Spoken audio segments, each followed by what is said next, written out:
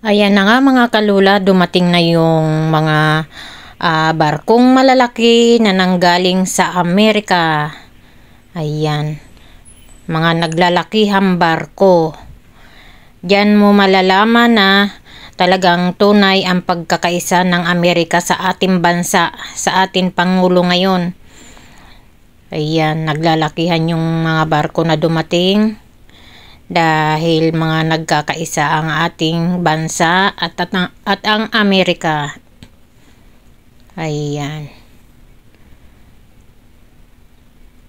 Ayan, nandito sila sa Maynila, malapit sa Dolomite.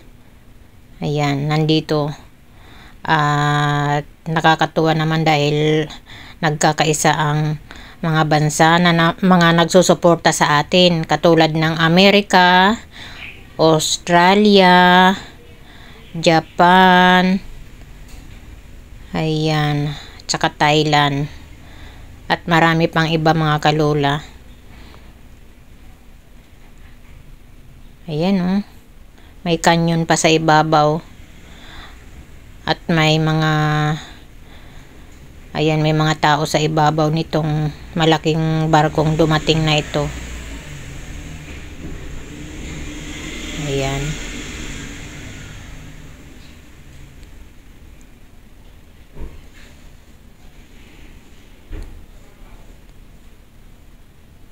At napakalaki nito mga kalula, yung barkong dumating na ito.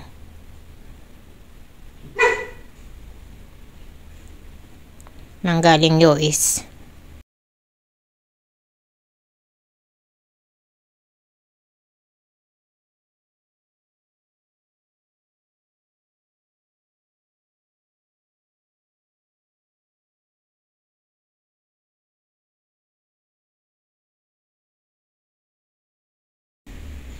Maraming nagpapatrol na ating mga sasakyan ng pangkaragatan. At tinitingnan siguro yung mga darating pa na mga barko na nanggaling sa iba't ibang bansa.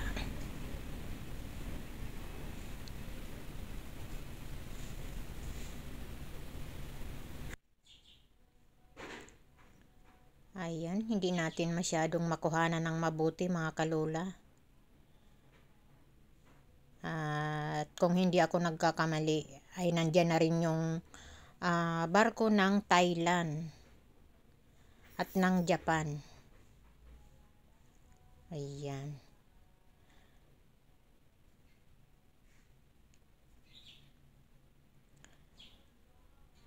Alam mo mga kalula, kaya lahat ng halos karamihan ng bansa ay sumusuporta sa atin.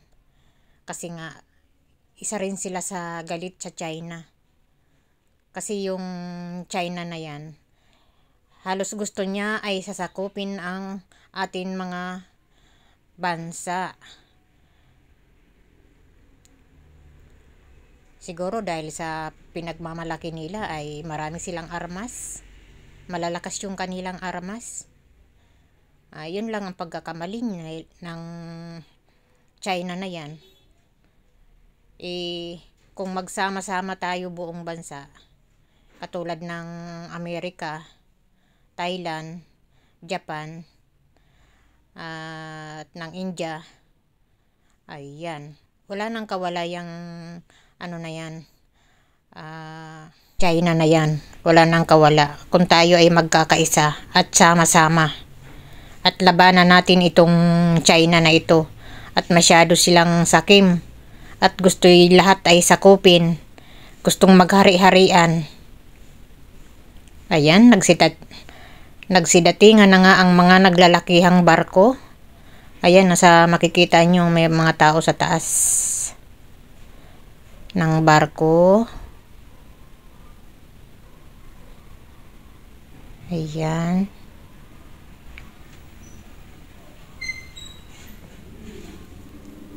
At mayroong mga nagpapatrol na ating mga sasakyang pangkaragatan. Ayan, mayroong mga helicopter at may jet ito. Kasi hindi na tama yung ginagawa sa ating bansa. Kitang-kita naman kasi na hindi naman sakop nila yung inaangkin nilang karagatan na yan. Ang gusto nila, panlalamang eh. Ang gusto nila sila lang yung kumita.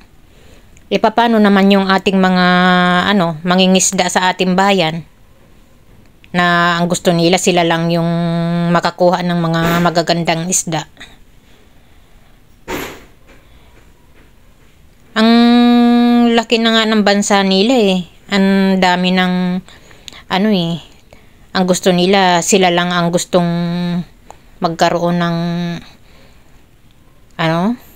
magandang mga kabuhayan, mga mangdaragat. Kawawa naman yung ating mga mandaragat dito kung hindi sila, kung kanilang haharangan at tututulan yung mga mandaragat natin, di nawalan sila ng hanap buhay. At wala rin tayong mabibiling isda na maganda. Kasi dyan sa lugar na yan, maraming isdang magaganda sa lugar na yan na pinag-aagawan nitong yung kinakamkam nitong China na ito. Masyado silang sakim eh. Ngayon, sabi naman ni Bongbong Marcos, kung makuha sa pakiusap at hindi silang manguna na sumugod, tayo naman ay kalmado lang din. Siyempre, kung makukuha sa pakiusap, di maganda para tayo magkaisa. Ayan. At hanggang dito na lang po ang vlog ni Lola. Sa mga hindi pa nakakapag-subscribe kay Lola, pa-subscribe naman po.